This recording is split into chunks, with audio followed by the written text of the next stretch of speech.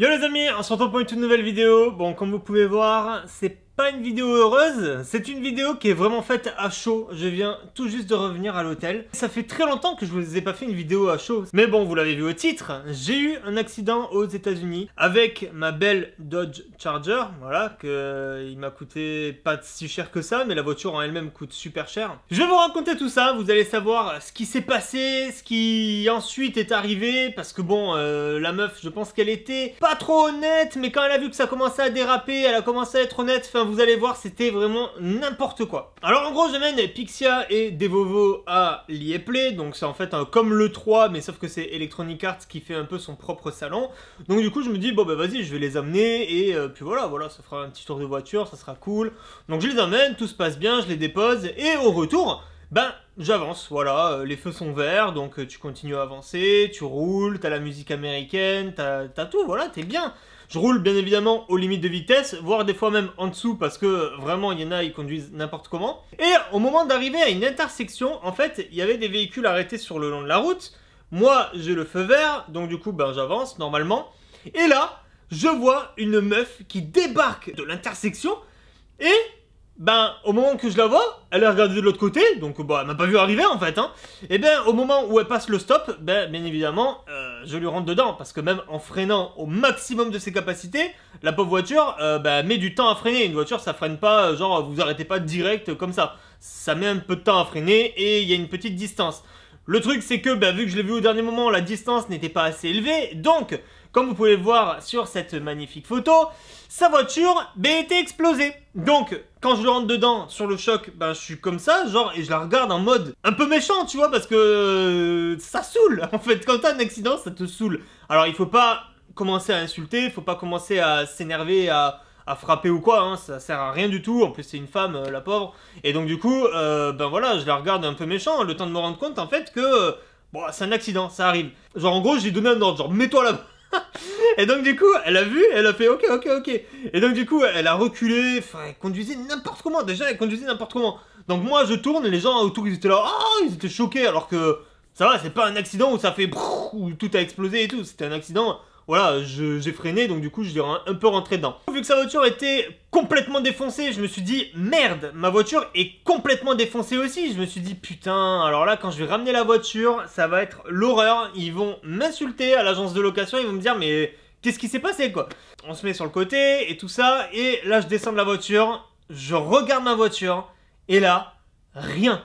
Alors, quand je vous dis rien, c'est que du superficiel, vraiment du superficiel, c'est-à-dire que j'ai quelques petits pets de peinture, j'ai deux petites rayures, j'ai un petit peu le pare-choc en bas qui a pris, et j'ai l'anti-brouillard qui est juste, qui s'est juste déclipsé, donc qui n'est pas cassé, il s'est juste déclipsé de son emplacement et il est dans le pare-choc. Je vois que ma voiture a rien, je fais what?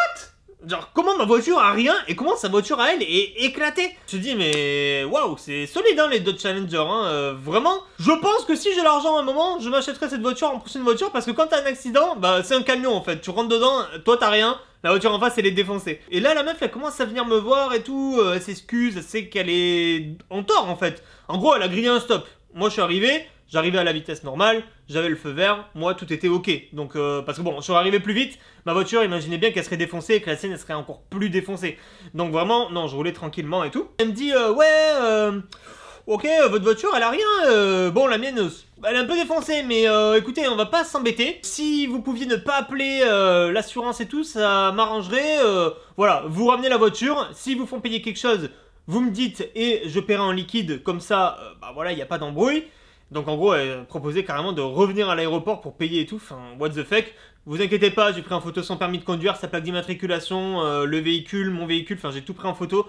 Au moins j'avais tous les papiers, tout ça, donc elle pouvait pas me gruger au final, elle m'a vraiment tout donné. Moi je trouve ça un peu bizarre, et je dis, bah... ok, tu vois, enfin mon véhicule, moi, il a rien, si, un petit peu la plaque d'immatriculation qui est tordue, vraiment rien de ouf, quoi. Donc je me dis, ouais, bon, bah écoute, si tu veux faire ça, bah vas-y, hein, moi je m'en fous, au final, ta voiture, elle est défonce, mais la mienne, elle va bien. Ouais, il fait, ok, bah du coup, vous pouvez partir, c'est bon, on va se débrouiller. Et heureusement que je suis resté. J'ai appelé Pixia et tout, j'ai fait, ouais, bah j'ai eu un accident, machin, et du coup, bon, je commence à lui expliquer, et là, la meuf, bah sa voiture, elle fuyait.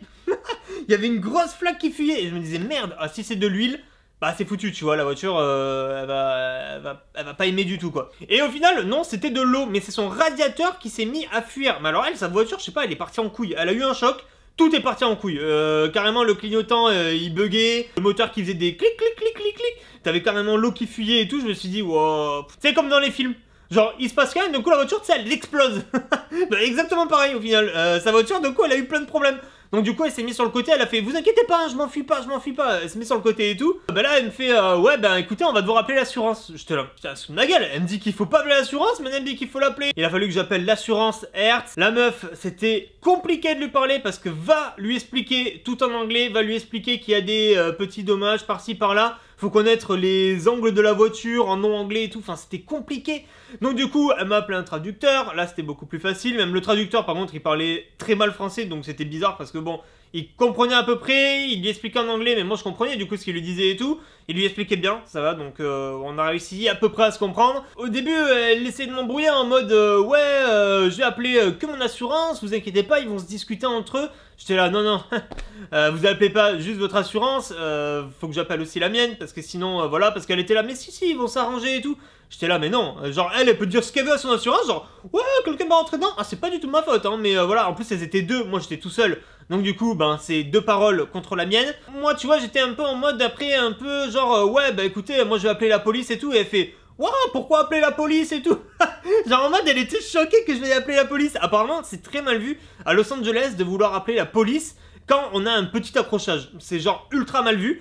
Et moi du coup bah, j'ai expliqué que j'étais français, qu'en France voilà si on s'entendait pas bah fallait appeler la police parce que du coup faut que la police juge de qui est en tort, vu qu'elle a grillé le stop, c'était elle, donc pourquoi elle voulait pas appeler la police? Bah ça me semble logique, hein, voilà. En fait je l'ai forcé à appeler la police, parce que moi du coup j'allais appeler le 911, et donc du coup ben... et voilà, et tout leur expliquer. Donc elle appelle la police, heureusement elle avait le haut-parleur donc du coup j'ai tout entendu. Et en fait la police disait qu'elle se déplaçait pas quand il n'y avait pas de dommages physiques. C'est-à-dire que là c'était que du dommage matériel, qu'on pouvait s'arranger ensemble, que vu qu'il n'y avait pas de litige, qu'on s'engueulait pas et tout, ben il n'y avait pas besoin de la police.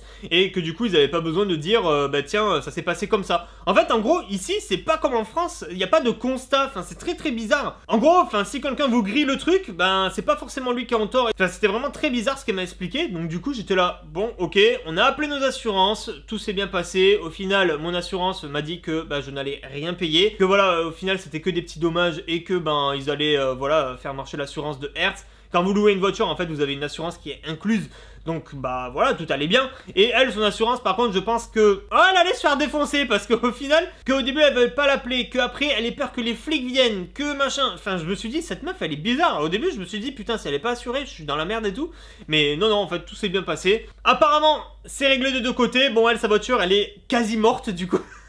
Elle appelait en fait, elle était toujours au téléphone avec son assurance, du coup j'ai dit que je partais, que voilà tout était bon, elle m'a dit que c'était ok, de son côté aussi, et qu'en fait bah, du coup ils allaient lui donner une voiture de location parce que bah, sa voiture elle était limite morte, ma voiture n'a rien, donc merci franchement parce que je sais pas, là j'ai eu un ange gardien, je sais pas, mais la voiture n'a rien, c'est que des petits dommages, que des petits pets de peinture.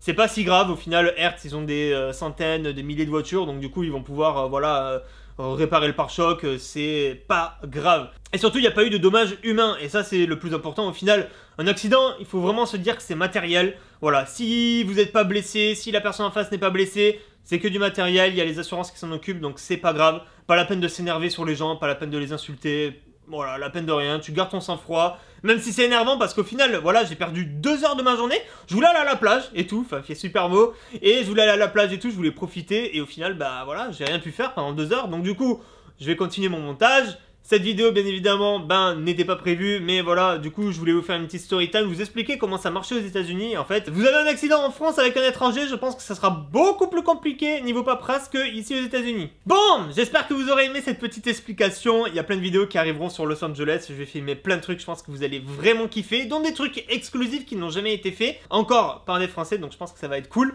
Merci d'avoir regardé cette vidéo, les amis. Moi, je vous souhaite un bon week-end et à tout ciao pour une nouvelle vidéo. Salut!